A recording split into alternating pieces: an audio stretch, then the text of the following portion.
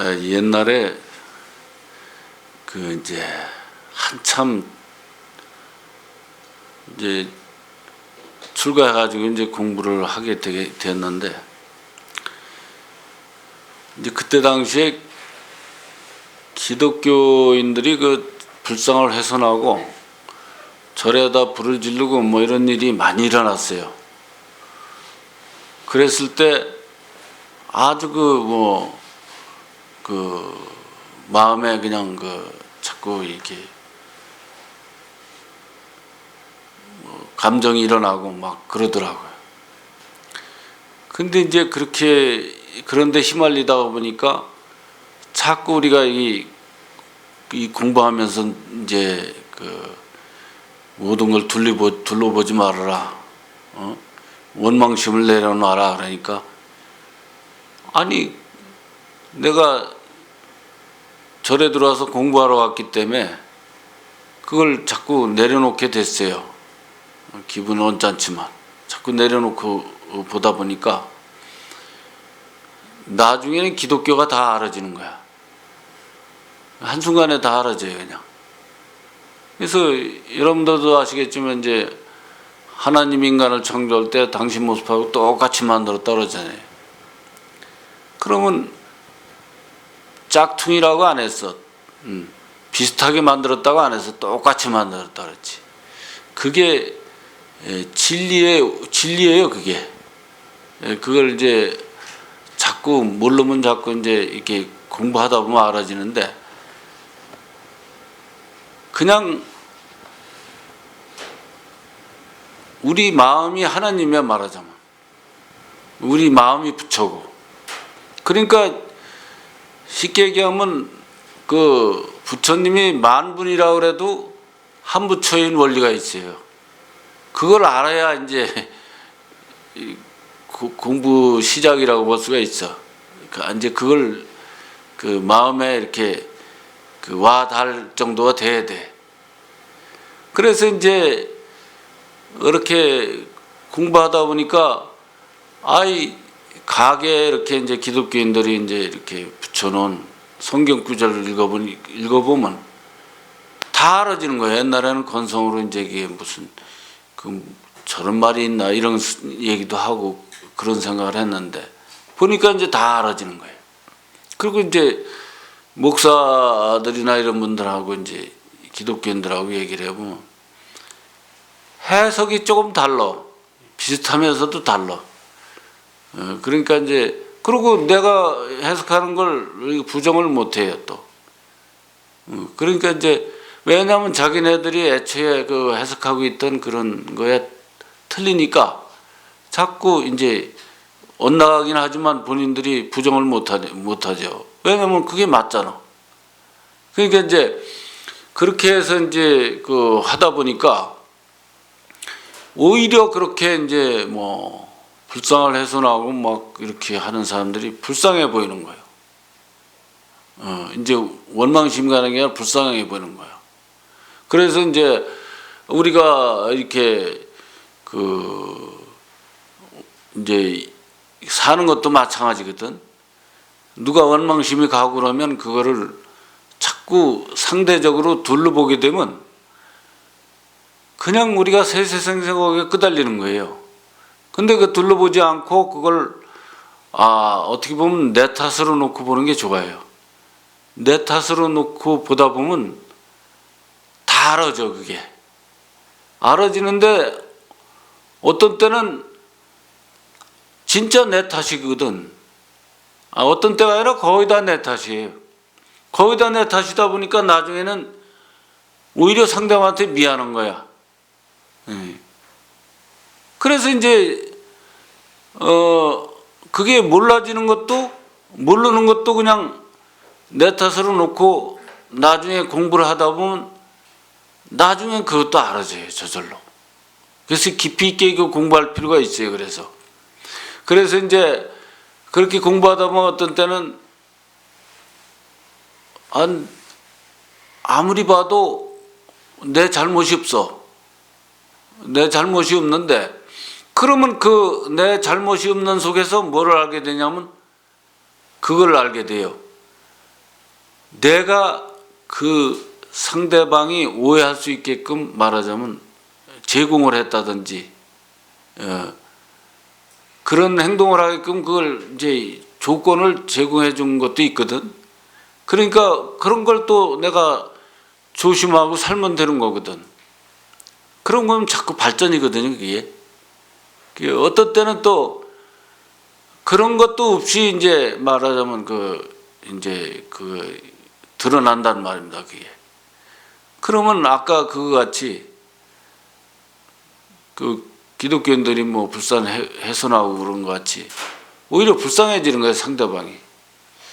아, 나도 몰랐을 때 저런 적이 있나 이런 생각을 또 하면서 자꾸 자기 일을 되돌아보고 그러면서 상대방을 원망심을 안 갖게 되고 오히려 이해가 되는 그런 차원이 되다 보면 우리가 이제 그런 마음으로 공부를 열심히 하다 보면 나중에는 이제 점점 더 오히려 불교안뿐만 아니라 이 기독교나 모든 것에 영향을 끼칠 수 있는 그런 능력이 생긴단 말입니다. 그냥 막연히 이론적으로만 그렇게 해서 되는 게 아니고 진실로 내 깊이 나를 밝히는 과정 속에 그런 게 다 있단 말입니다. 그래서 이제 우리 이제 어느 때 TV를 보다 보니까 TV 봤나 하여튼 뭐 인터넷에서 뭘 봤나 그런데 거기서 그런 얘기 중에 그래요. 어떤 걸 뭐 누가 막 많이 참은 걸 갖다가 비교를 하면서 아이 보살님 같다. 불교에 이제 보살처럼 말하자면 참을성이 많다. 이렇게 얘기를 하거든. 인욕을 한다. 쉽게 얘기하면. 근데 인욕이라는 걸 우리가 잘 생각하셔야 돼. 인욕이라는 게 단지 참는 거라면 그거는 세속적인 이치지 그건 진리가 아니야. 그래서 인욕이라는 것은 거기에 바로 보는 게 있어야 돼요. 정견. 바로 보는 게 없으면 인욕이라는 게 그건 가치가 없어요. 바로 보게 되면 오히려 이해가 되는 거예요. 참는 게 아니라 이해가 되는 거예요. 그러니까 바로 보게 되니까 이제 이해가 되고 화가 나질 않아. 일부러 참아서 그렇게 하는 건 얼마나 힘들어. 그럼 보살 경지에 있는 분들은 얼마나 힘들겠어. 노석 참으려니까. 그런 게 아니란 말이에요. 오히려 그런 거를 바로 보기 때문에 화가 나질 않는 거야. 그냥 참는 게 아니라. 그래서 바로 보는 공부가 그만큼 중요한 거예요. 그러니까 여러분들이 그래서 어떤 경전규절이나 이런 걸 봐가지고 우리 세속적인 방법으로 그걸 해석하면 그런 오류가 있단 말입니다. 그러니까 그렇게 참고 어떻게 살아? 이러니까 공부 못하게 되는 거예요. 오히려 이걸 공부를 하면 오히려 내 탓으로도 밝혀지고 다 이해가 되고 그러니까 편안하고 밝은 세상을 내가 보고 사는 거예요. 밝게 보고 사는 거예요. 세상을. 그렇게 돼야 공부할 마음 날 거 아닙니까? 그죠? 그러니까 우리가 그래서 이제 불교를 볼 때 그런 것을 잘 보지 않으면 이제 상당한 실제 공부하고는 동떨어져서 사는 그런 게 되니까 실제 불교를 믿고 산다고 볼 수가 없단 말입니다. 그래서 그렇게 모든 게 그래요. 그래서 불교는 말하자면 자기 근본만 밝히면 거기에 다 있어. 아까 얘기했듯이 그런 인욕도 참는 것이 아니고 계율도 억지로 뭐 참고 뭐 가리고 그런 게 아니라 계율 같은 것도 일체를 둘러보지 않게 되고 하게 되면 저절로 지켜지는 거야. 내 마음은 본래 완전한 부처기 때문에 본래 마음은 완전한 부처기 때문에 거기다 맡겨서 생활을 하게 되면 오히려 계율이 저절로 지켜지는 거예요. 힘들게 지켜지는 게 아니고 당연하게 그냥 행동하게 되고 그렇게 되는 거지, 억지로 뭘 뭐 도덕적으로 이거 하지 마라 저거 하지 마라 이런 게 아니에요. 오히려 뭐 살생을 하지 말라 했는데 이 공부하는 사람이 살생했을 때는 오히려 살리는 게 돼. 죽이는 게 되는 게 아니고 살리는 게 되는 거예요. 그래서 그런 이제 말하자면 근본의 모든 걸 맡겨서 오히려 그 인욕도 그렇게 자유로운 것이 되고, 또 계율도 오히려 자유의 날개를 달아주는 게 되고, 이런다면 얼마나 좋은 겁니까, 그죠? 그러니까 공부할 마음이 나는 거예요. 그렇게 이제 이해가 되면 오히려 참고 안 해야 되고 뭐 이것저것 가려야 되고 막 그러면 복잡한 거예요. 예를 들어서 우리도 뭐 행동할 때마다 어떻게 5가지 계율을 일일이 생각하며 지킬 수 있나?